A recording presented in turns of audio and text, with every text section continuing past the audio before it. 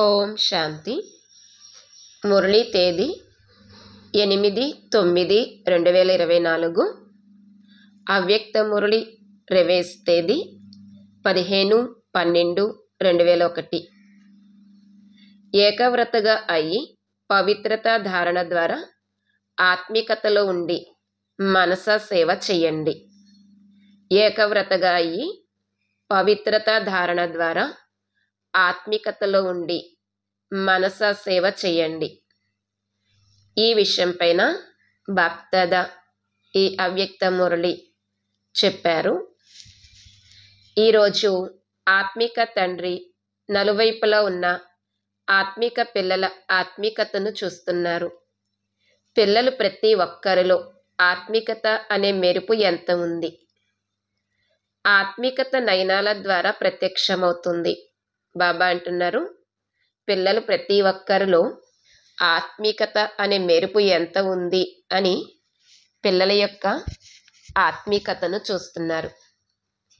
ఆత్మికత ఏ విధంగా ప్రత్యక్షమవుతుంది అంటే నయనాల ద్వారా ప్రత్యక్షమవుతుంది. ఆత్మికత శక్తి కలిగిన ఆత్మ సదా నయనాల ద్వారా ఇతరులకు కూడా ఆత్మిక శక్తిని ఇస్తుంది. ఆత్మికతతో కూడిన మందహాసం ఇతరులకు కూడా సంతోషాన్ని అనుభవం చేయిస్తుంది. వారి నడవడిక, ముఖము ఫరిస్తాల సమానంగా డబల్ లైట్గా కనిపిస్తాయి.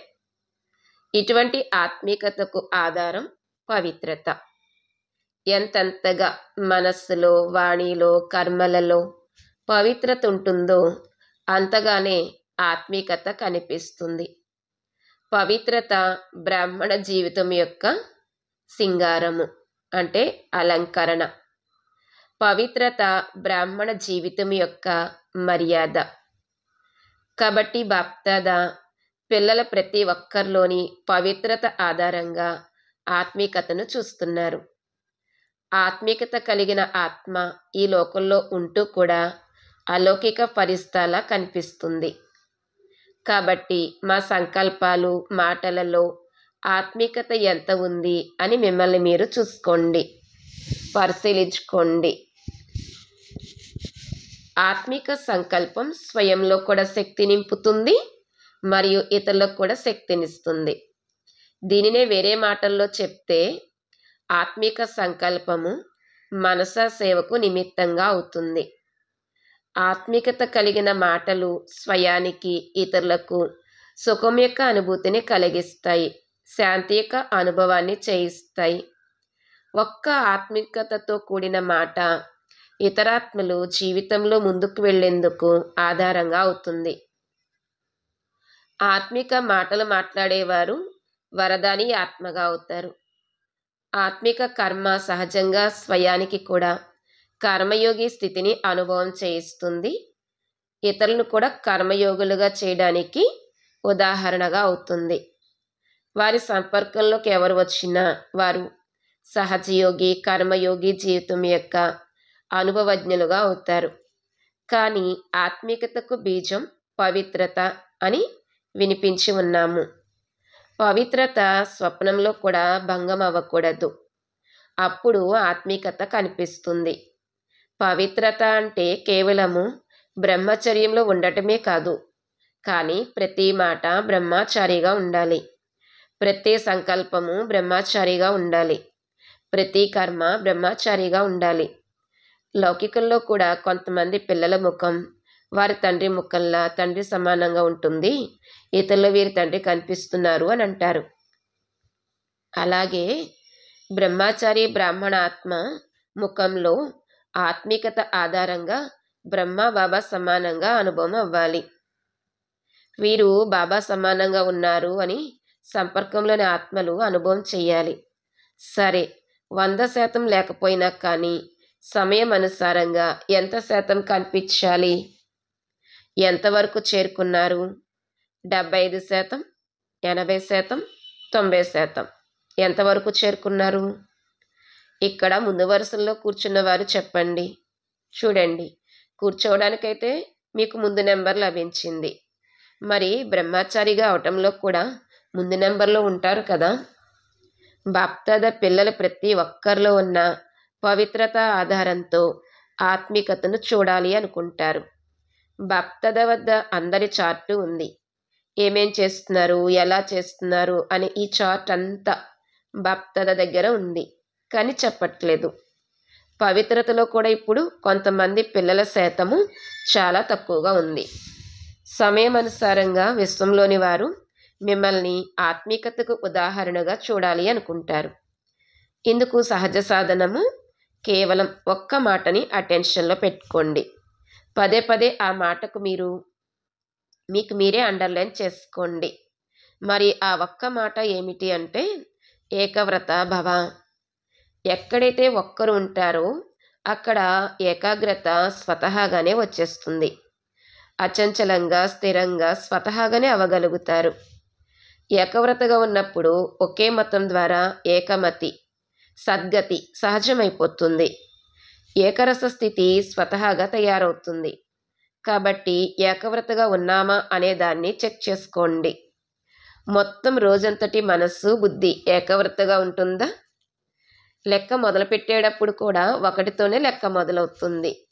ఒక బిందువు మరియు ఒక పదము, ఒకటి పక్కన ఒక బిందువు అంటే 0 పెడుతూ వెళ్తుంటే దాని విలువ ఎంతగా పెరిగిపోతూ ఉంటుంది. కాబట్టి మరేమీ గుర్తుకు రాకూడదు. మీకు ఒక్క మాట అయితే గుర్తుంటుంది కదా. సమయము మరియు ఆత్మలు ఏకవ్రత ఆత్మలైన మిమ్మల్ని పిలుస్తున్నాయి. ఓ దేవాత్మలారా, మీకు సమయం యొక్క పిలుపు, ఆత్మల పిలుపు వినబడటం లేదా? ఓ ప్రకృతిపతి ఆత్మలారా, ఇప్పుడు పరివర్తన చెయ్యండి అని ప్రకృతి కూడా ప్రకృతిపతులైన మిమ్మల్ని చూస్తూ పిలుస్తుంది. ప్రకృతి కూడా మధ్య మధ్యలో చిన్న చిన్న ఆకస్మిక విపత్తులను చూపిస్తుంది. దీనాత్మలకు పదే పదే దుఃఖం లేక భయంతో కూడిన ఆకస్మిక కుదుపులను రానివ్వకండి. ముక్తినిచ్చే మాస్టర్ ముక్తిదాతలైన మీరు ఈ ఆత్మలకు ఎప్పుడు ముక్తినిస్తారు? మనస్సులో దయ రావటం లేదా? వార్తలు విన్న తర్వాత విన్నాము అయిపోయింది అనిలా నిశ్శబ్దమైపోతున్నారా? కాబట్టి ఇప్పుడు బాప్దాద పిల్లలు ప్రతి ఒక్కరిలోని దయాస్వరూపాన్ని చూడాలి అనుకుంటున్నారు. బాప్దాద ఇప్పుడు పిల్లల ప్రతి ఒక్కరిలోని దయాస్వరూపాన్ని చూడాలి అనుకుంటున్నారు. ఇప్పుడు మీ హద్దు విషయాలు వదిలేయండి. దయాహృదయులుగా అవ్వండి. మనసా సేవలో నిమగ్నం అవ్వండి.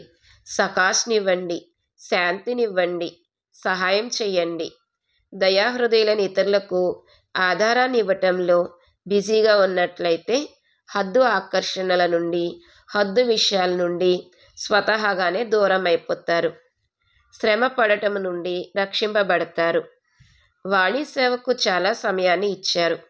సమయాన్ని సఫలం చేసుకున్నారు. సందేశాన్ని ఇచ్చారు. ఆత్మలను సంబంధ సంపర్కంలోకి తీసుకువచ్చారు. ఇప్పటి వరకు ఏదైతే చేశారో అది డ్రామానుసారంగా చాలా బాగా చేశారు. కానీ ఇప్పుడు వాణితో పాటుగా మనసా సేవ యొక్క అవసరము ఎక్కువగా ఉంది. ఈ మనసా సేవను ప్రతి ఒక్కరూ చేయగలరు.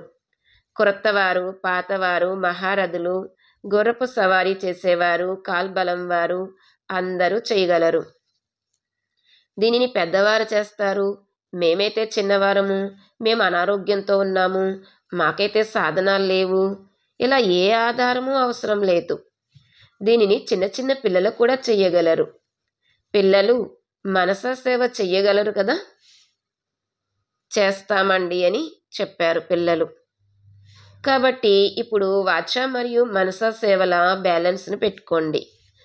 మనసా సేవ వలన దానిని చేసేవారికి కూడా చాలా లాభం ఉంటుంది. అది ఎలా?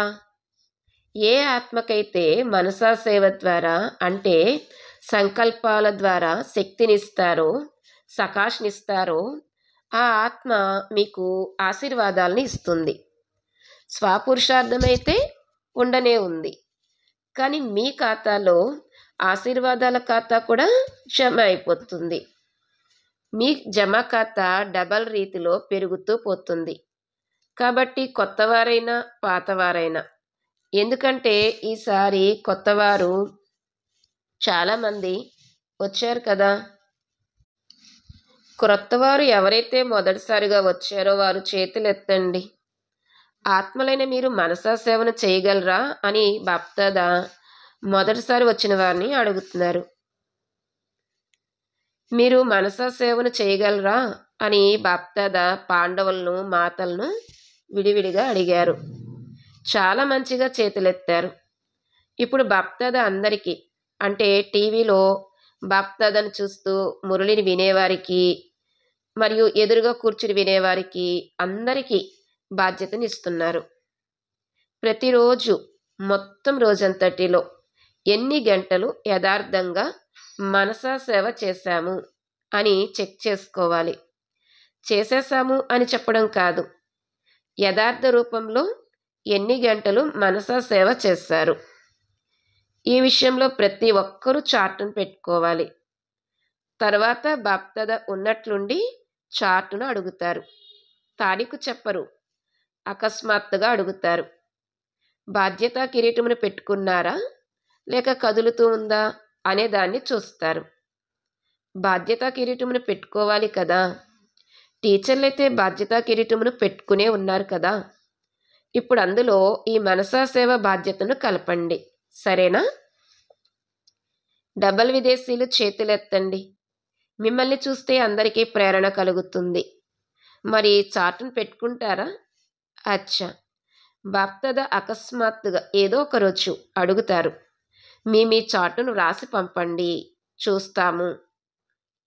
ఎందుకంటే వర్తమాన సమయంలో ఇది చాలా అవసరము. మీ పరివారంలోని వారి దుఃఖము, వ్యాకులతను మీరు చూడగలరా? దుఃఖితాత్మలకు కానుకనైతే ఇవ్వండి. మేము ఒక్క బిందువు కోసం దాహంతో ఉన్నాము అని మీ పాట ఒకటి ఉంది కదా. ఈ సమయంలో ఆత్మలు సుఖము, శాంతి అని ఒక్క బిందువు కోసం దాహంతో ఉన్నారు.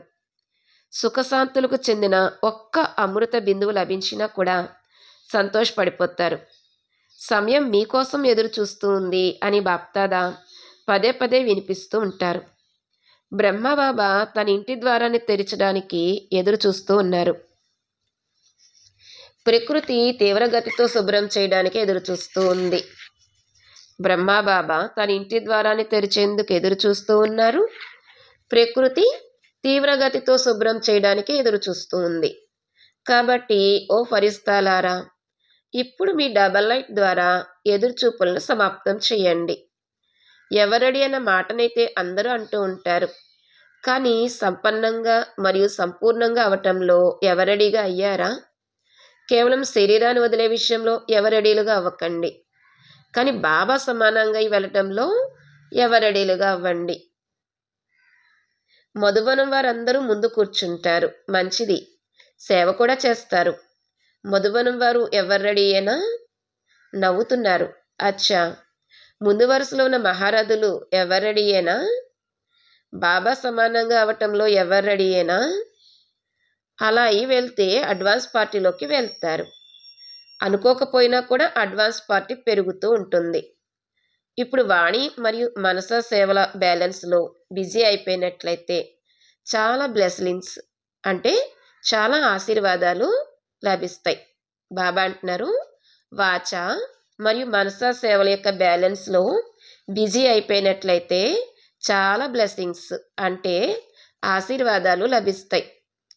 పురుషార్థం అంది మరియు ఆశీర్వాదాలది డబల్ కథ జమ అయిపోతుంది. కాబట్టి సంకల్పాల ద్వారా, మాటల ద్వారా, వాణి ద్వారా, కర్మల ద్వారా, సంబంధ సంపర్కముల ద్వారా ఆశీర్వాదాలను ఇవ్వండి మరియు ఆశీర్వాదాలను తీసుకోండి. ఒకటే పని చెయ్యండి, ఆశీర్వాదాలని ఇవ్వాలి, అంతే. ఎవరైనా శాపాల్లాంటి మాటలు మాట్లాడినా కూడా మీరు ఆశీర్వాదాన్ని ఇవ్వండి.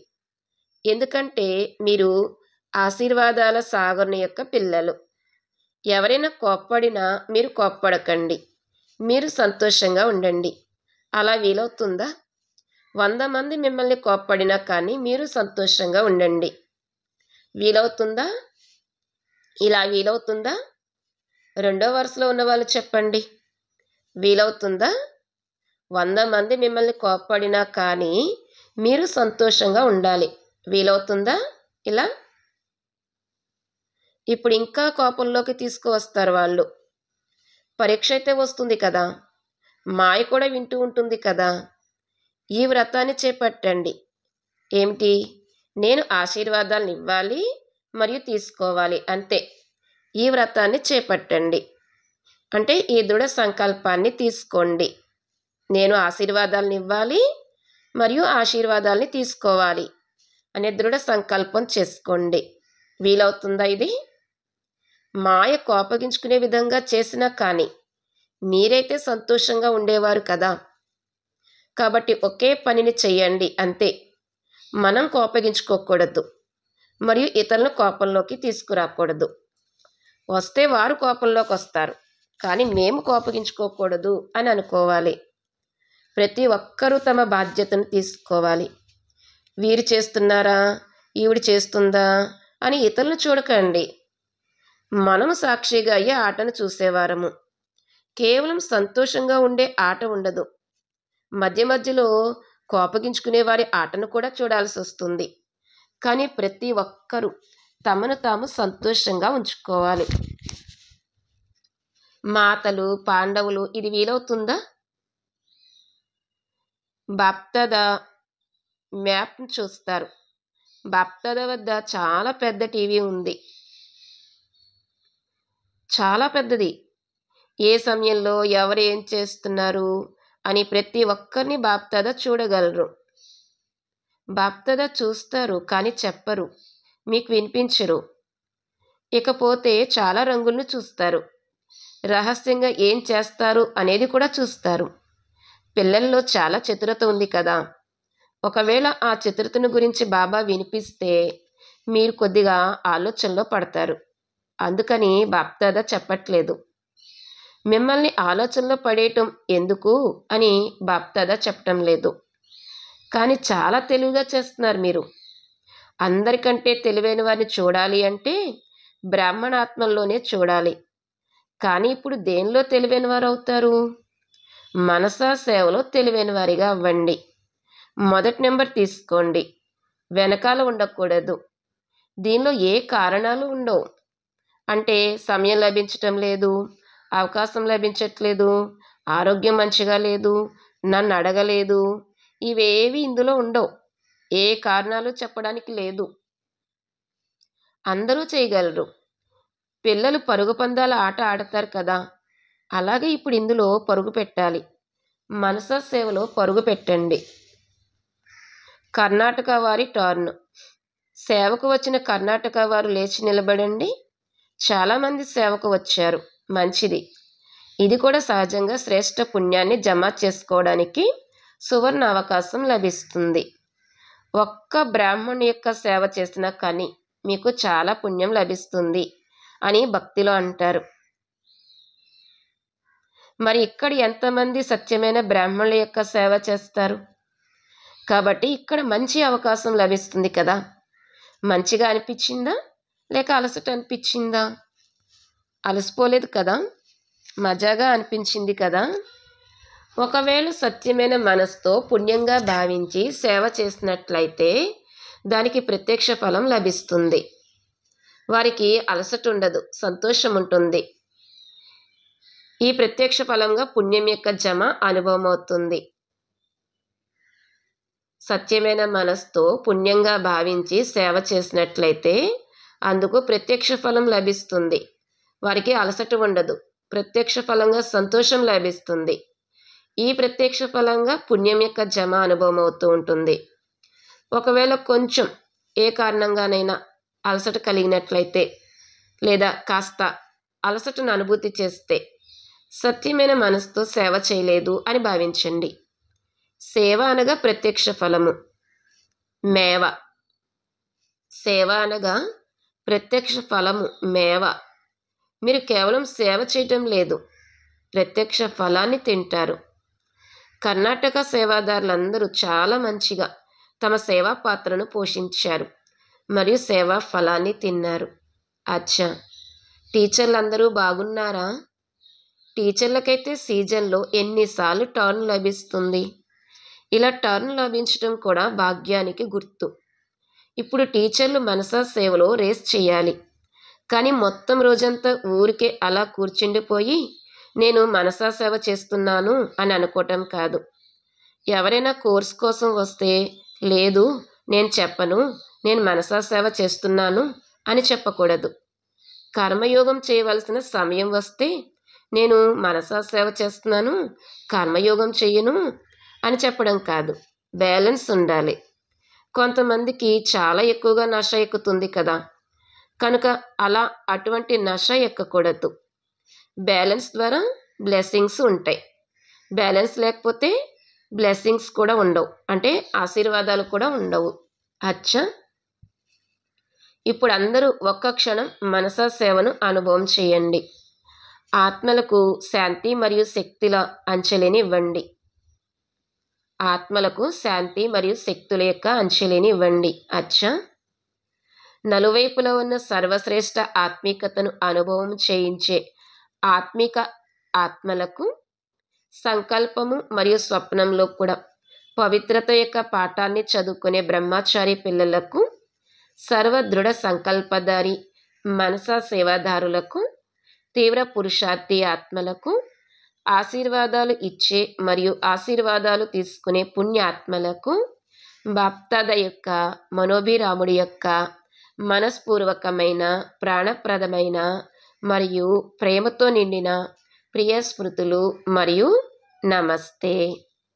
ఆత్మిక తండ్రికి ఆత్మిక పిల్లల యొక్క ప్రియ స్మృతులు మరియు నమస్తే. దాదీజీతో మరియు జానకి దాదీతో వ్యక్తిగతంగా మిలనం. బాప్దాద త్రిమూర్తి బ్రహ్మ యొక్క దృశ్యాన్ని చూపించారు. మీరందరూ చూసారా? ఎందుకంటే బాబా సమానులు, బాబా యొక్క ప్రతి కార్యంలో సహచరులు కదా, అందుకని ఆ దృశ్యాన్ని చూపించారు. బాప్దాద మీ ఇద్దరికీ విశేషంగా పవర్స్ను విల్ చేశారు. విల్ పవర్ను కూడా ఇచ్చారు మరియు అన్ని శక్తుల్ని విల్ చేశారు కూడా. అందుకని ఆ పవర్స్ తమ పనిని చేస్తున్నాయి. చేయించేవారు చేయిస్తున్నారు మరియు మీరు నిమిత్తులుగా చేస్తున్నారు. మజా వస్తుంది కదా. చేసి చేయించే బాబా చేయిస్తున్నారు, చేయించేవారు చేయిస్తున్నారు, మీరు నిశ్చింతులుగా చేస్తున్నారు. చింత ఉండదు కదా. నిశ్చింత చక్రవర్తులు. అచ్చా, ఆరోగ్యం గురించి కూడా నాలెడ్జ్ఫుల్. ఆరోగ్యం కాస్త విసిగిస్తుంది. ఇందులో కూడా నాలెడ్జ్ఫుల్గా అవ్వవలసిందే, ఎందుకంటే చాలా సేవ చేయాలి కదా. ఆరోగ్యం కూడా సహకరిస్తుంది కాబట్టి డబల్ నాలెడ్జ్ఫుల్లు. అచ్చా, ఓం శాంతి.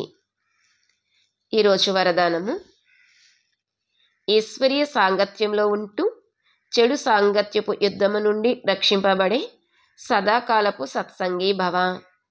ఈశ్వరీయ సాంగత్యంలో ఉంటూ చెడు సాంగత్యపు యుద్ధము నుండి రక్షింపబడే సదాకాలపు సత్సంగీ భవ. వరదానం యొక్క వివరణ: ఎటువంటి చెడు సాంగత్యమైనా కానీ మీ శ్రేష్ఠ సాంగత్యము దాని ముందు చాలా రెట్లు శక్తివంతమైనది. ఈశ్వరీయ సాంగత్యం ముందు ఆ సాంగత్యం ఎందుకు పనికిరానిది. అందరూ బలహీనముగా ఉన్నారు, కానీ ఎప్పుడైతే స్వయం బలహీనమవుతారో అప్పుడు చెడు సాంగత్యం యొక్క యుద్ధం జరుగుతుంది. ఎవరైతే సదా ఒక్క తండ్రి సాంగత్యంలో ఉంటారో, అనగా సదాకాలానికి సత్సంగులో, అటువంటి వారు మరి ఏ ఇతర సాంగత్యం యొక్క రంగులో ప్రభావితం అవ్వరు. వ్యర్థ విషయాలు, వ్యర్థ సాంగత్యం అంటే కుసాంగత్యములు వారిని ఆకర్షితము చెయ్యలేవు. స్లోగన్: చెడును కూడా మంచిలోకి పరివర్తన చేసేవారే ప్రసన్న చిత్తులుగా ఉండగలరు. చెడును కూడా మంచిలోకి పరివర్తన చేసేవారే ప్రసన్న చిత్తులుగా ఉండగలరు. ఈరోజు అవ్యక్త ప్రేరణ పాయింట్: ఎవరైతే సదా ప్రీతిబుద్ధి కలవారిగా ఉంటారో వారి మనసాలో కూడా శ్రీమతానికి విరుద్ధముగా వ్యర్థ సంకల్పాలు లేక వికల్పాలు రావు. ఎవరైతే సదా ప్రీతిబుద్ధి కలవారిగా ఉంటారో వారి మనస్సులో కూడా శ్రీమతానికి విరుద్ధముగా వ్యర్థ సంకల్పాలు లేక వికల్పాలు రావు. ఈ విధంగా ప్రీతిబుద్ధి కలవారిగా ఉండేవారే విజయరత్నాలుగా అవుతారు. ఎక్కడ ఏ రకంగానూ ఏ దేహదారి పట్ల ప్రీతి ఉండకూడదు. లేదు అంటే విపరీత బుద్ధి కలవారి లిస్టులోకి వచ్చేస్తారు. ఓం శాంతి.